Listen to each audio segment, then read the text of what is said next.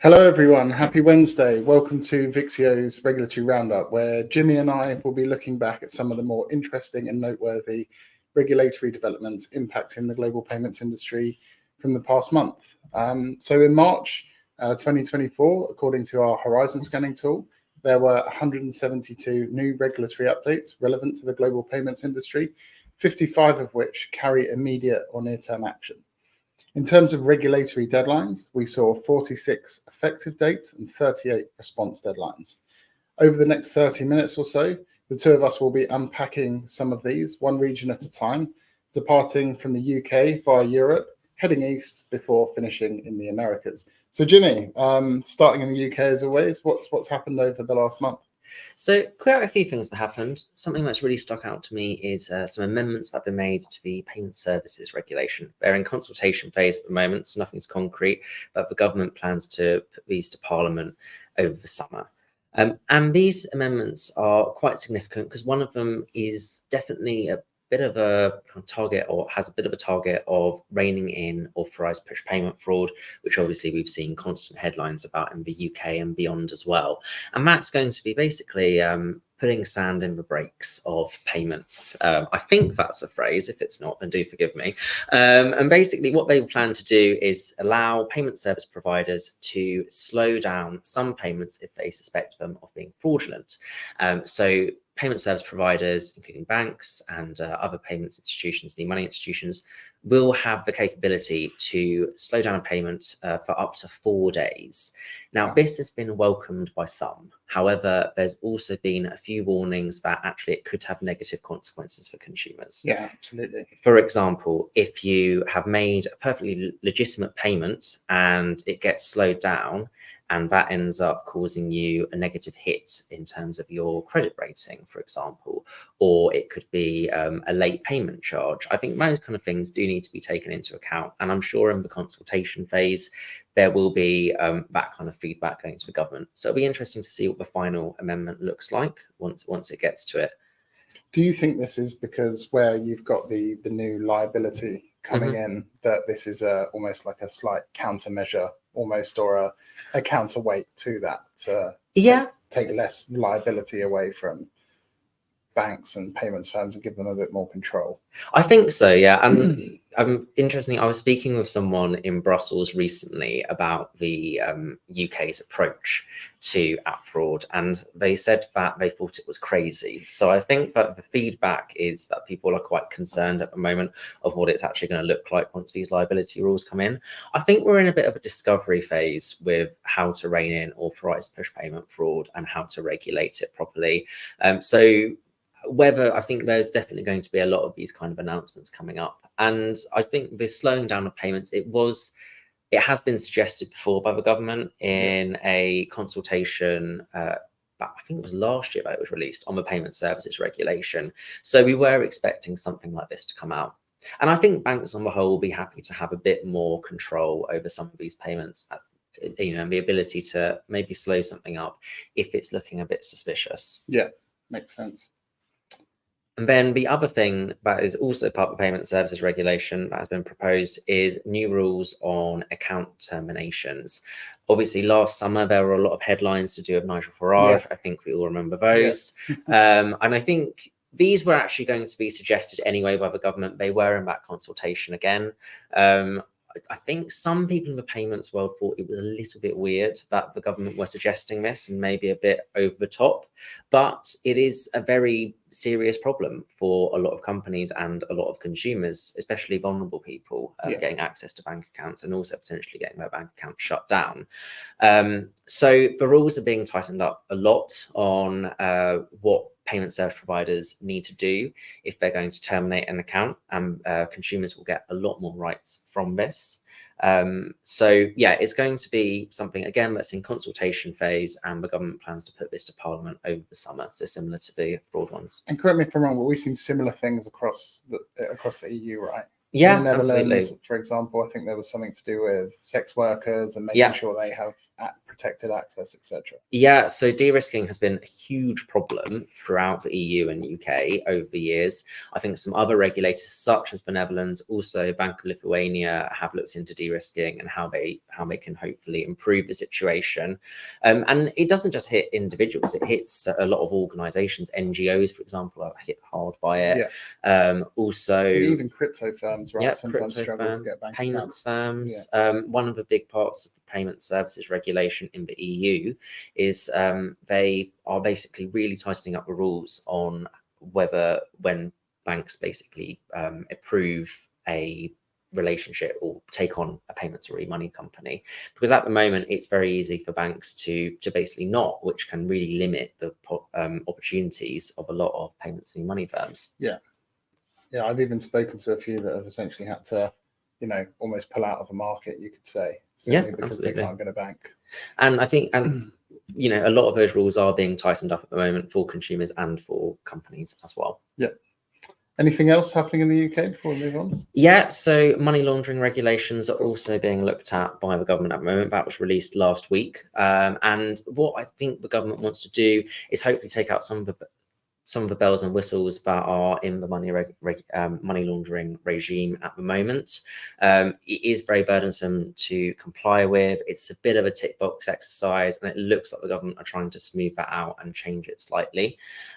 They've also released a cost of compliance survey. So it's definitely recommended to take a look at that and offer your feedback, because I think it is definitely an area that the government wants to try and improve things for financial institutions. Okay. So moving on, looking at Europe. So I'm just going to touch on MiCA quickly. So we'll see throughout the entire year, more and more jurisdictions start to implement and consult on MiCA. And on March the 27th, the Netherlands introduced a bill to the Dutch Parliament to transpose MiCA into Dutch law. On March the 12th, the Hungarian government submitted a draft law to transpose MiCA into Hungarian law. And at the beginning of March, the Norwegian Ministry of Finance launched a consultation. In addition to that, we saw the EBA published a report on the draft regulatory technical standards to specify requirements, templates, procedures, etc. for handling complaints, whilst the European Securities and Markets Authority has launched a consultation on the technical standards under MiCA relating to transfer services for crypto assets and the prevention and detection of abuse. There is also a bit of an overlap there with the Hungarian one that is sort of touched by DORA as well, because in that it stresses a lot of cybersecurity and IT security requirements. And that's probably a nice segue into DORA. So again, DORA, something we're going to see implementation throughout the whole year. A few things happened over March. So the Joint European Supervisory Authority published a series of responses to consultations on March 12th. So 3 that kind of stood out. So on specifying elements related to threat-led penetration tests, or TLPTs as they're called. The response, among other things, agrees that in principle, the proposed quantitative criteria and thresholds of the draft RTS to identify financial entities required to perform TLPT, subject to different observations, including the view that the threshold for payment institutions set at 120 billion euros, so that's total payment transactions in terms of value, appears to be quite low, and that there is currently no flexibility, and that they're essentially asking for more flexibility.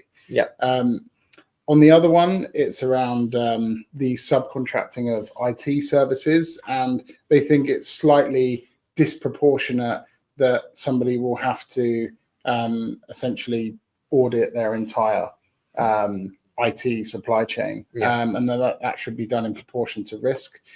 And lastly, on the reporting side of things, again, they broadly agreed with that and said, like, it's voluntary and it should be template driven and just low barrier, and encourage people to do it.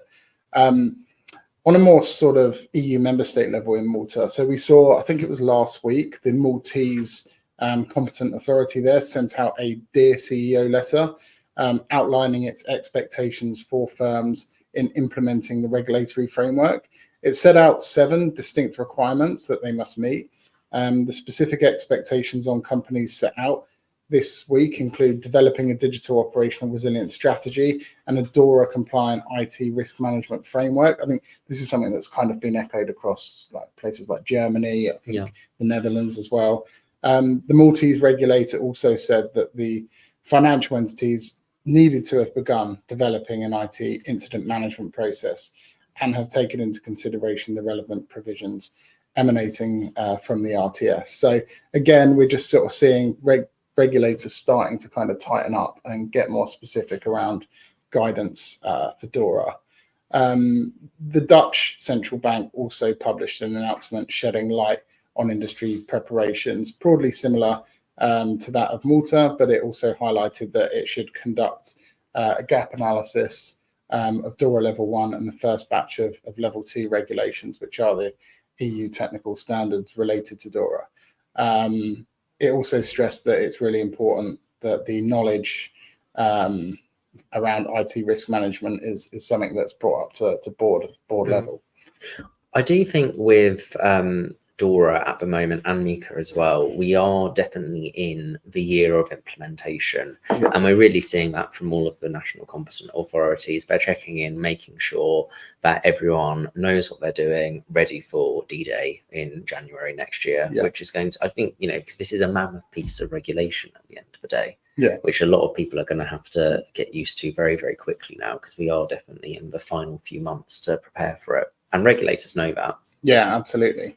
And before we move on, so a couple of other things, right, that have happened in the EU that you wanted to touch on. Yeah, absolutely. So this is more symbolic stuff, really. But, because the EU, at least at the political level, is starting to go a bit quiet because we are reaching very close to the elections. So MEPs are heading back to their constituencies to hopefully get re-elected. And that has meant that there's a little bit less going on, and commissioners are also coming to the end of their terms. So we're not going to see any big pieces of regulation coming out anytime soon, which is probably a bit of a relief for some people in the payments world, because it has been non-stop throughout this parliament. But one thing that is coming up at the moment is the instant payments regulation has been added to the official journal, and so has the EIDAS 2, or the digital identity framework. So they're two pretty impactful pieces of regulation for people in the payments world. Instant payments, I think, is very ambitious, and the timelines that have been set are pretty much less than a year for some things. People are kind of pushing back on them a bit, right? Yeah, people are definitely in panic mode, thinking, how on earth are we going to be able to get this into place in this time when we're also doing a load of other stuff? The first of the deadlines for instant payments comes at the same time as DORA, basically, I think within a week of each other. So I don't envy people in the banks and in the payment firms having to get ready for that. The other thing that's happened with EIDAS, I think that that will have a lot of opportunities for payments firms if they want to kind of harness some of the benefits of digital wallets and digital identity to be able to improve payments. I think with how things are moving in the EU as well, in terms of things being opened up, such as, and we'll get onto this later from the US side, but Apple's NFC being opened up, I think that kind of thing really paves the way for more opportunities for fintechs. And I think EIDAS as well could be harnessed by the EU if they wanted to put out the digital euro in a digital wallet solution on iPhones or other smartphones as well. Yeah, interesting. Yeah, I've seen a lot of the kind of digital signature companies. They're already sort of putting out a lot of messaging around this as well. So massively so. I think people are really excited about it. I think the only thing that has been a bit of an issue with the digital identity framework, people have complained, but it's been very siloed how it was created. So payments firms, I think at times have felt that they didn't really have much of a say or awareness in the way that they usually would, because it was a different department to the departments that have released the payment services regulation, or PSD3, for example. And it'll be interesting to see how adoption is, because it's not mandatory by any stretch, right? So we'll see how that develops. Definitely. Right, cognizant of time. So we'll move east, and we'll start in Thailand. So at the beginning of March, the Ministry of Finance's notification was published that outlines the rules, procedures and conditions essentially for issuing a virtual bank license. So this is a new license that's available in Thailand for virtual banks. I think if I'm a payments business operating in Thailand, Essentially, this is going to mean new competitors with advanced digital services.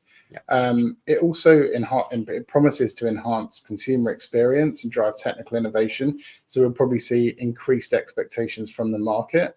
And it also really emphasized financial inclusion by targeting underserved and unserved segments.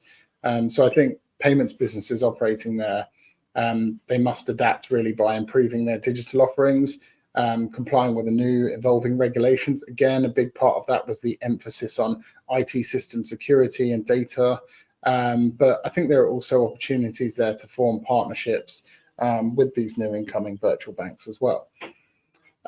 Moving on to India. So again, this is probably something that many people, if you're operating there, you should definitely be aware of this, because I think this has big ramifications. But there was a circular issued at the beginning of March by the Reserve Bank of India that outlined significant directives concerning arrangements between card issuers, so that's banks and non-banks, and card networks for the issuance of credit cards. So note that those issuing fewer than 1 million active cards are actually exempt from this. So two things really to note. There are more, but these are the two that stood out to me. The prohibition of exclusive arrangements, meaning card issuers essentially should not enter into any arrangements with card networks that prevent them from availing services of other card networks. This ensures that issuers can essentially offer their customers a wider choice of card network services. And secondly, the card issuers must provide their customers, both new and at the time of renewal, the option to choose from multiple card networks. So this empowers customers then to select the network that best suits their needs. So I was kind of looking at this through two lenses. So first of all, if I'm a card issuer and I'm operating in India, I think this is going to necessitate operational adjustments to offer customers choices among multiple card networks, potentially requiring updates to technology, customer services, processes, etc. I think issuers are also going to have to ensure compliance in both existing and new agreements. It might affect strategic partnerships with card networks. I think it's potentially going to lead to increased competition, and it's probably going to urge issuers to negotiate better terms and innovate their offerings to retain and attract customers. Now, thinking about this on the acquiring side as well, I think, again, they're going to need to adapt specifically for broader acceptance of multiple card networks. They're going to have to ensure their systems and processes are equipped for seamless transactions across those networks. But I think that adjustment could mean enhanced technological capabilities and possibly greater investment in infrastructure to support a wider array of networks. That's a bit of a tongue twister. I think it's interesting with the Reserve Bank of India because they do seem to be constant with updates at the moment. I mean, they've been never really straying that far from our monitoring, I don't think, in the last year. Yeah, there's always something to talk about there. Yeah, absolutely. And they seem to, I think, and a lot of other regulators all around the world are sitting up and paying attention to what the RBI is doing a lot of the time. Yeah, I think there's the underlying thing here is that they're really trying to protect the consumer, give them a lot more choice, give them a lot more protection, and they've shown in recent months that if there is a business, no matter how big you are, that's going to even infringe on the rights of consumers or start to abuse the market, they will not hesitate to revoke your license and force you to shut down. So I think really this just underpins their commitment to the consumers and their economy, and I think ensuring that their economy is healthy and grows. Yeah, absolutely. One thing to also note in Singapore, so we covered this a few months ago, but I think it's just worth mentioning that the Monetary Authority of Singapore extended restrictions on money remittance from Singapore to China. So the background to this is that there were some reports remittance transfers were being frozen once the money reaches China. So it's important to make a distinction here. The freeze is for non-bank and non-card channels. Given that I think this was initially like a 3-month freeze, now we've seen it extended for another 6 months. I think remittance businesses operating in Singapore should really start being cognizant longer term of a few things. So I think operationally, you're going to be constrained. You're essentially restricted to partnering with a limited set of entities for transactions to China. That potentially increased both the transaction costs and the time. There's going to be a higher burden on compliance requirements. I think from a market perspective, this could benefit larger institutions with established partnerships and possibly reduce competition from smaller remittance businesses. I think that's potentially one of the outcomes. Somebody on the Chinese side might argue that's what they were looking for, because they were arguing that maybe the remittances were being used for money laundering. So you can see that there's an argument there and how that would impact it. I think customers inevitably are going to face higher fees and longer processing times, as there's a bit of a bottleneck.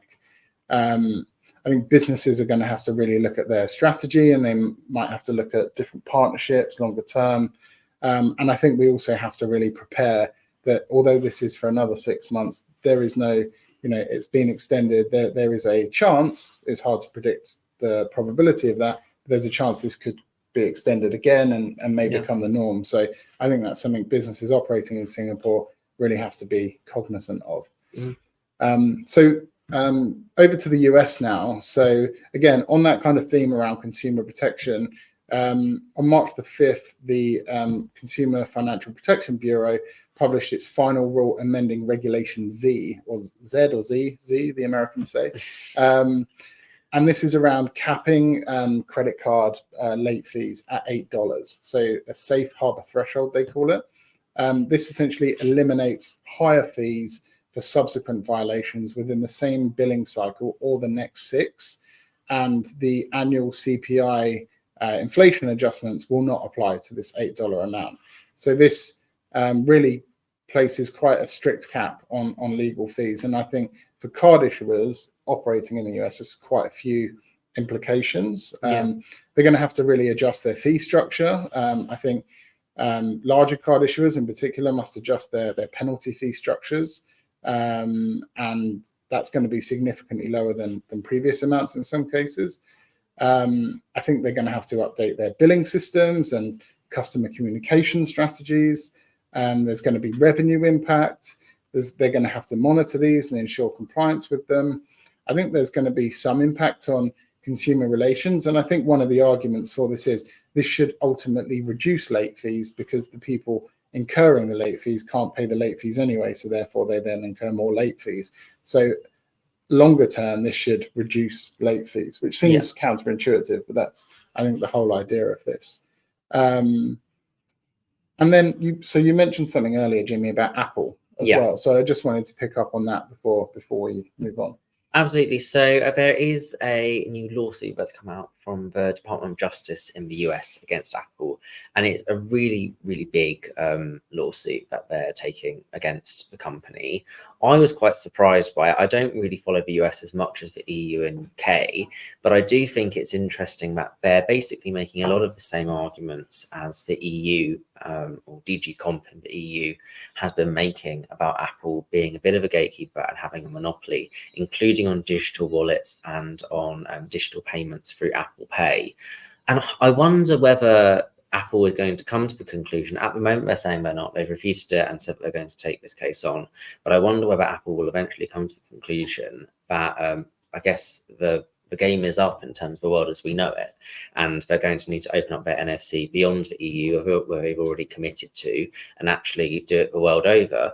I think there's like sides to this that maybe there's a bit of a risk. There's obviously this argument that it will open up competition. A few people have said to me that it's a good idea because it will lower merchant fees, for example, and will mean more choice for consumers.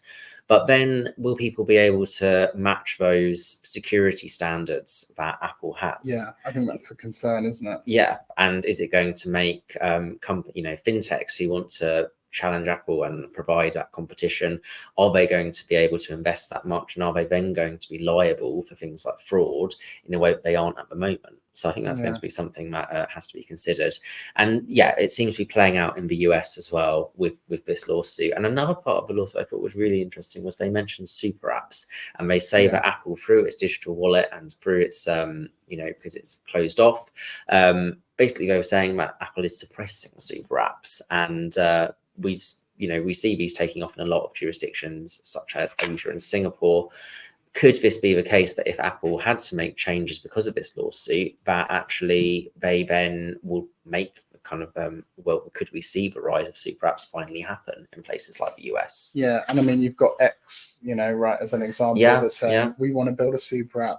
They seem to be getting more and more money transmitter licenses across the US, so yeah, it ties in with that. It's very hard for us, I think, to envision a super app. I've never actually been able to use one. I've seen them a few times when I've met with people in places like Singapore, but I've never actually used one. I wonder how it would actually play out and how much of a game changer it would be for fintech firms, for example. Yeah, it's very, very interesting. Something to definitely keep a close eye on. I'm sure you'll be covering that as things develop over the coming months. I shall.